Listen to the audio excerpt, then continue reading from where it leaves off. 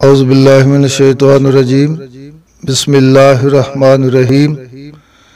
नाज़रीन व सामईन अस्सलामु अलैकुम।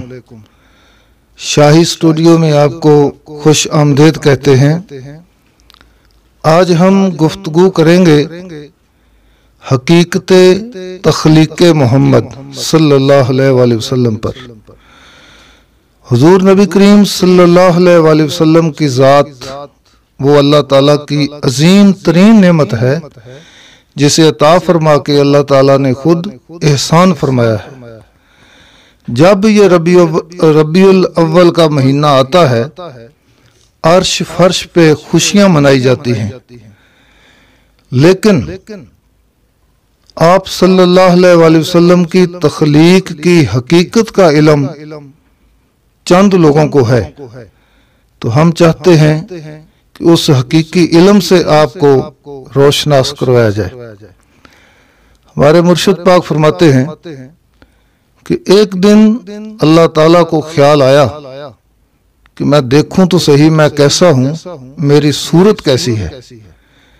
ख्याल आना ही था, सामने एक अक्स पड़ा। अब तुम्हारे हमारे अक्स में जान नहीं होती, वो बेजान होता है, लेकिन वो जो अल्लाह का अक्स था उसमें जान थी। वो अक्स एक रूह बन गया। रूह इतनी खूबसूरत थी कि अल्लाह ताला खुद उस पे आशिक हो गया। तभी सुल्तान साहब ने फरमाया, खुद इश्क, खुद आशिक, खुद माशूक। वो रूह मुस्तफा थी। फिर उस रूह की ताजीम के लिए अल्लाह ताला ने जमीनों आसमान बनाए। हदीस कुदसी है, लौला का लमा खलक़तुल अफलाक। ऐ मेरे हबीब, अगर आपको भेजना ना होता तो मैं जमीनों आसमान ही ना बनाता। उसके बाद जब हजरत आदम अलैहिस्सलाम को तख्लीक किया गया, हजरत आदम अलैहिस्सलाम के तकरीबन 5879 साल के बाद हुजूर पाक के जिस्म मुबारक की तख्लीक हुई। जब आपकी रूह मुबारक को नीचे लाना था इस जहान में, तो फिर आपके वालिदैन करीमैन का निकाह हुआ।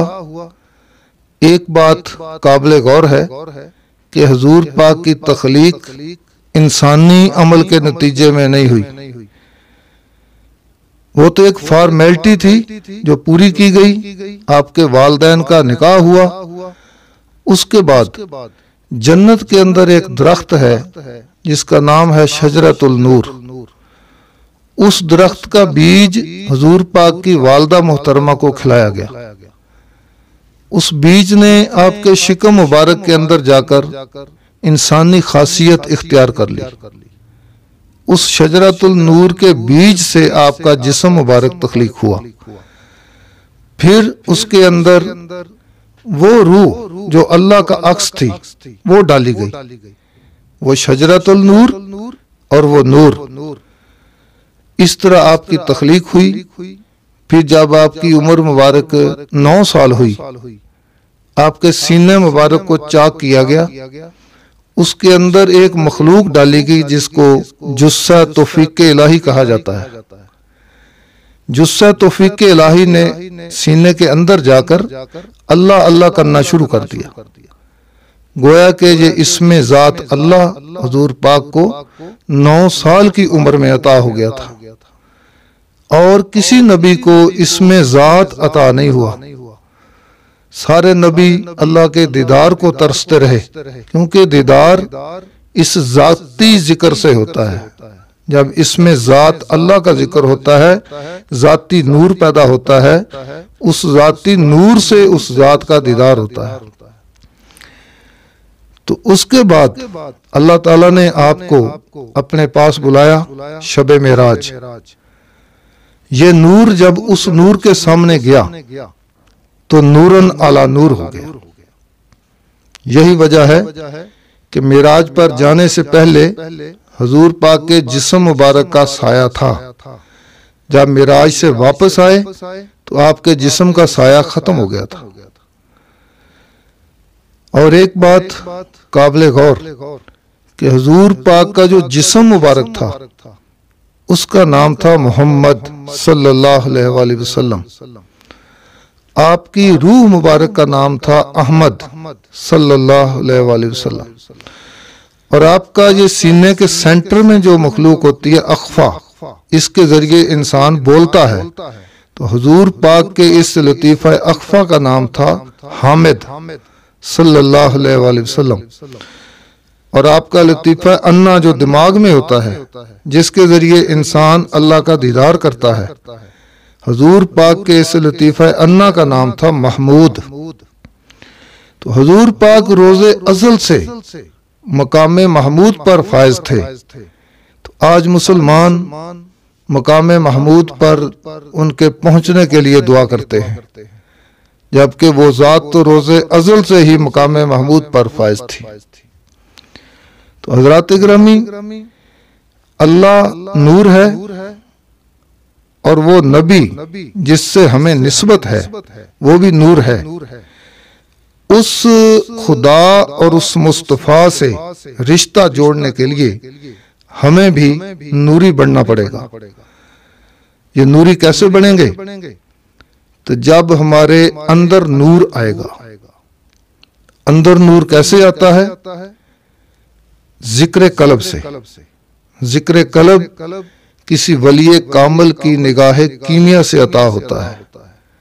जब अल्लाह के वली की नजर से ये कल्ब अल्लाह अल्लाह करने लग जाता है, फिर इसको आगे जिक्र करते हैं, धड़कनों के साथ मिलाते हैं, इनकी तकरार से फिर नूर पैदा होना शुरू हो जाता है।